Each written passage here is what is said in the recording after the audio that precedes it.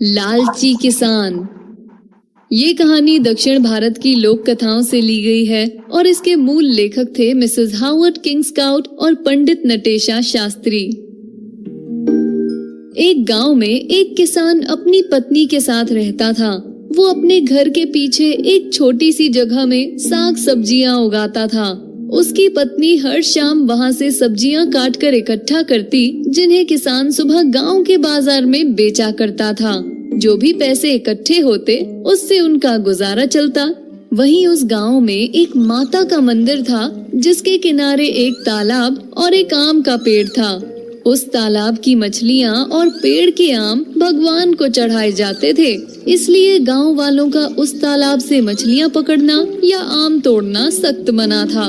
अगर कोई गांव वाला ऐसा करता पकड़ा जाता तो उसे सीधा गांव से बाहर निकाल दिया जाता था। एक दिन किसान अपनी सब्जियां बेचकर मंदिर के पास से गुजर रहा था। आम के पेड़ पर इस साल ढेर सारे आम लगे थे, जिसे देखकर किसान के मुंह में पानी आ गया। वो आम तोड़ता, पर उस पेड़ की काफी निगरानी रखी जाती थी।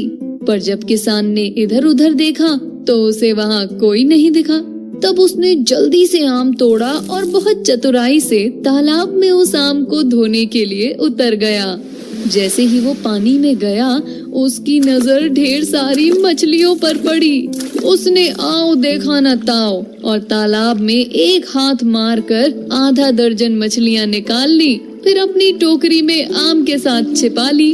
किसान अपने ना पकड़े जाने से बहुत खुश था और इन्हीं ख्यालों में अपने घर को चल दिया।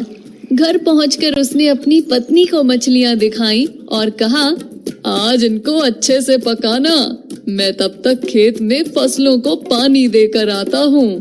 किसान पूरे मन के साथ पानी देने में जुट गया और उसकी पत्नी खाना पकाने लगी।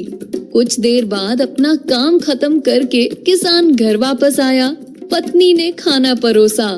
मछली और आम देखकर दोनों के मुंह में पानी आ रहा था। पत्नी को बहुत जोर से भूख लगी थी तो उससे रहा नहीं गया, पर जैसे ही उसने पहला निवाला खाया, वो गिरकर बेहोश हो गई। किसान उसकी ये हालत देखकर डर गया। उसे बिल्कुल समझ नहीं आ रहा था कि वो क्या करे। इतने में एक आवाज आई, तुमने मंदिर वाले पेड़ से आम और तालाब से मछलियां चोरी की हैं, इसकी सजा तुम्हें मिली है। किसान डर गया, पर बहुत हिम्मत जुटाकर बोला, आप कौन? मुझे तो ऐसा करते किसी ने नहीं देखा था। फिर से आवाज आई, मैं उस मंदिर की देवी हूँ जहाँ से तुमने चोरी की। तुम्हें किसी और ने देखा हो या नहीं, पर मैंने तुम्हें ये काम करते देख लिया था।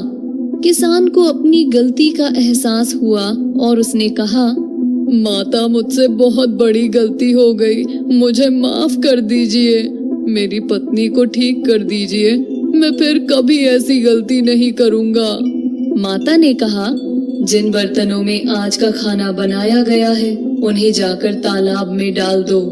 किसान ने सब बर्तन जल्दी से इकट्ठा किए और तालाब की तरफ दौड़ने लगा। उसने सारे बर्तन माता का नाम लेकर तालाब में डाल दिए और फिर वापस घर की तरफ दौड़ा। जब वो वापस पहुंचा तो उसकी पत्नी को होश आ चुका था। पत्नी को सही सलामत देखकर उसने देवी को धन्यवाद दिया और फिर कभी चोरी ना करने की कसम खाई।